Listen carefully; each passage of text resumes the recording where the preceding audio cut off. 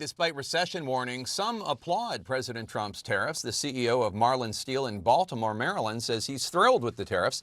His plant makes wire baskets and sheet metal for industries ranging from aerospace to food processing. Here's what one factory worker of his told us.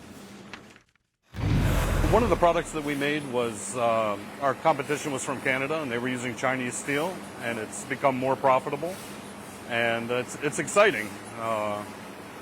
So very optimistic about it. Joining us now is the CEO of Marlin Steel, Drew Greenblatt, who joins us from the floor of his company. Drew, thank you so much for joining us. So you say you're a big fan of the tariffs. Your company exports to dozens of countries, including China. Chinese leaders now say they're prepared for a full-on trade war with the United States. If China stops buying Marlin Steel, how much of a hit will your business take, or will the tariffs help you in other ways that make up for it? Tariffs are going to be very good for the American manufacturing worker. We're very excited about this new leveling of the playing field. Right now, when we export, for example, this basket to Germany, right here, it's a precision medical basket, a medical device basket. When we ship that to Germany, the German government taxes our clients $128.95 per basket. If a German competitor ships it to America, it's $1.25 per basket. It is so unfair what's happening to the American worker. They can't compete when you have that kind of unlevel playing field.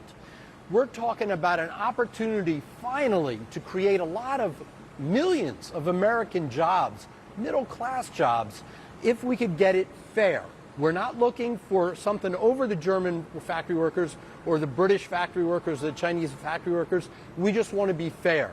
If we're fair, the American technology, creativity, work ethic is going to just do extraordinary things. And we're going to create millions of American jobs with this new paradigm. It's wonderful news. It would be great to have the American manufacturing base back in the United States. I wonder how you counter the arguments of people such as Vice President J.D. Vance a few years ago. He feels differently now, but a few years ago he was saying it's less about tariffs and more about automation and education when it comes to manufacturing jobs in the United States. What do you say to that?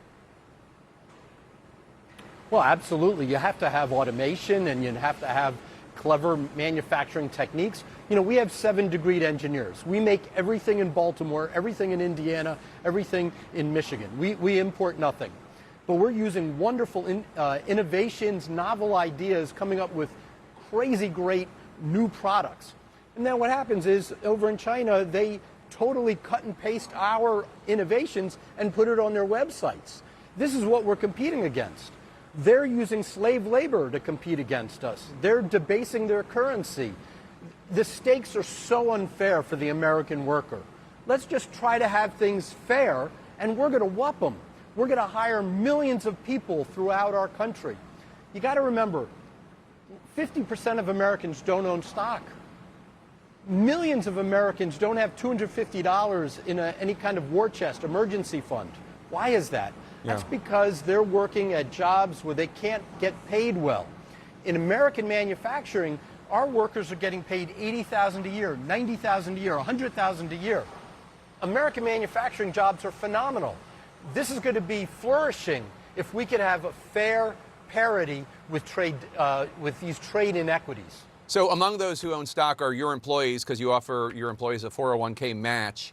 Have any of them said anything to you about their concerns about the direction of the stock market, particularly any who might be close to retirement? We absolutely have had a couple people anxious about their stock market, about the stock market. But again, you know, our goal is that we're going to sell millions more dollars, so we have to hire many more people. If we do that, we're going to hire them at very good jobs, with very good pay, wonderful benefits with the 401k match. True, there's some companies that have been buying T-shirts from Vietnam and China, and they're going to have to pay a couple more bucks for a T-shirt, and then the American consumer is going to have to pay more for a T-shirt. That's obviously not pleasant for those American consumers. But I think there's going to be an overwhelming surge of hiring in America as things level out, as American factories ramp up and people have to hire talent, buy machines. We've invested money in buying new machines because we're so enthusiastic, so optimistic about the future. That's going to start happening throughout the nation, and people are going to be leaning into the future. This is a very exciting time for the American manufacturing worker. We're going to be able to pull people from poverty into the middle class that used to not have an avenue. They had no shot at getting into the middle class. We're going to be able to offer them a shot. Drew Greenblatt, thank you so much. We'll have you back. Good to hear from you.